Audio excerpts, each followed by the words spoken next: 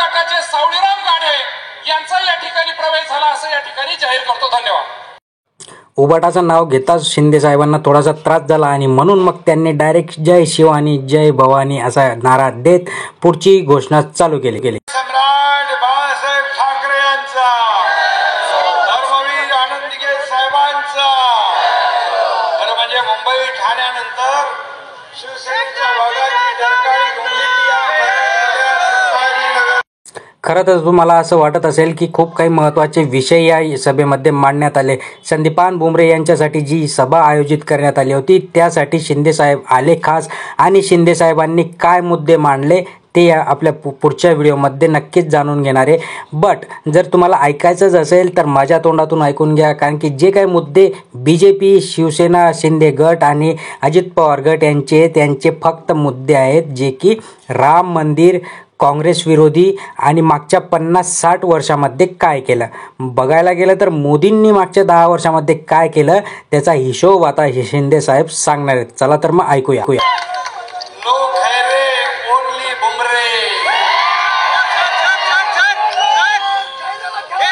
आपल्या छत्रपती संभाजीनगरची निष्ठा आहे आणि म्हणून एक घोषणा देऊया.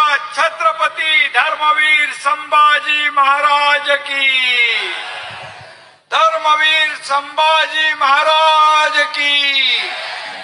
आणि म्हणून गेल्या वेळी थोडी गडबड झाली, परंतु यावेळेस दोघांच्या भांडणात तिसऱ्याचा लाभ नाही, आपल्या धनुष्य बाणालाच लाभ होणार आणि महायुती या ठिकाणी प्रचंड मताधिक्याने विजय होईल. इथे बोलताना शिंदे म्हणताय की जे की MIMचे उमेदवार होते आणि चंद्रकांत खैरे होते यांच्यामुळे तिसऱ्याचा लाभ झाला होता. बट आता तसं व्हायला नको आणि या दोघांच्या भांडणामध्ये आपला जो उमेदवार आहे जसं की संदीपान भुमरे यांना नक्कीच विजय मिळायला पाहिजे. खूप ताकदीने शिंदे हे लोकांना पटवून देण्याचा प्रयत्न करतायत. बघूया पुढे काय म्हणतात. मोदी यांना तिसऱ्यांदा प्रधानमंत्री बनवण्याची आहे.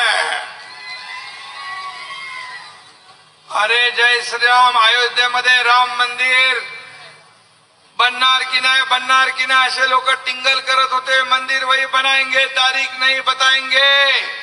मोदीजींनी मंदिर पण बांधलं, तारीख पण सांगितली, उद्घाटन पण केलं. आणि म्हणून या देशाला पुढे न्यायचं असेल तरी शिंदे गटाची फौज आहे. जसं की बघा कसे काळे काळे चष्मे लावून लोक खाली उन्हात बसले, बट यांना काही फिकर नाही.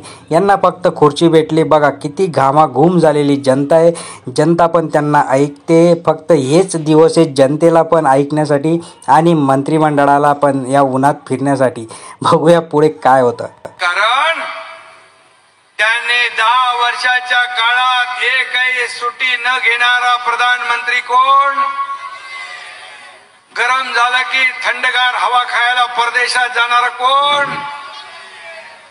इथे शिंदे साहेबांना सांगण्याची गरज आहे की मोदींना पण ज्यावेळेस गरज वाटली, ज्यावेळेस फिरायचं वाटलं त्यावेळेस मालदीवच्या बीचवर जाऊन किंवा वेगवेगळ्या ठिकाणी जाऊन ते पण या जनतेचा, या लोकांच्या पैशांवर फिरून ह्या सगळ्या गोष्टींचा आनंद घेत असतात. कदाचित शिंदे साहेब ते विसरले असतील. काँग्रेसच्या 50-60 वर्षाची उंची टेकडी एवढी. कोणाला मतदान करणार? तुम्हालाही वाटत असेल की पुढे काही महत्त्वाचे मुद्दे येतील गरीब जनतेसाठी, शेतकऱ्यांसाठी, विद्यार्थ्यांसाठी, महिलांसाठी काहीतरी वेगवेगळ्या योजनांचं इथे आश्वासनं दिले जातील. बट तसलं काही घडलं नाही आणि सगळीकडे निराशा फिरली. जे 20 मिनिटाचं भाषण झालं एकनाथ शिंदे यांचं, त्या भाषणामध्ये जनता उपाशी आणि सगळे जे काही होते ते तुपाशी. म्हणजे जनता उन्हात उभी आहे आणि सगळे काही नेते मंडळी ती मस्त खुर्चीवर कूलर लावून हवेशीर वातावरणात बसली. पुढे जर तुम्हाला वाटत असेल की खूप काही योजना किंवा शेतकऱ्यांसाठी याच्यात काहीतरी प्रश्न, जनतेचे प्रश्न मांडण्यात आले असतील तर नाही, तर याच्यात फक्त मोदींची वावा झाली आणि मोदींचा गुणगौरव, परत अमित शहांचा गुणगौरव कसा केला ते सगळ्या व्हिडिओमध्ये आहे. बघा खालच्यांचे जे चेहरे दिसत आहे ते सुद्धा स्वतः जे उमेदवार आहेत ते सुद्धा शांत बसलेले आहेत. ते पण ते ऐकून बोर झालेले आहेत. म्हणून आता हा व्हिडिओ आपण इथेच थांबूया. चॅनलवर नवीन असाल तर लाईक करा, शेअर करा, सबस्क्राईब करा. धन्यवाद.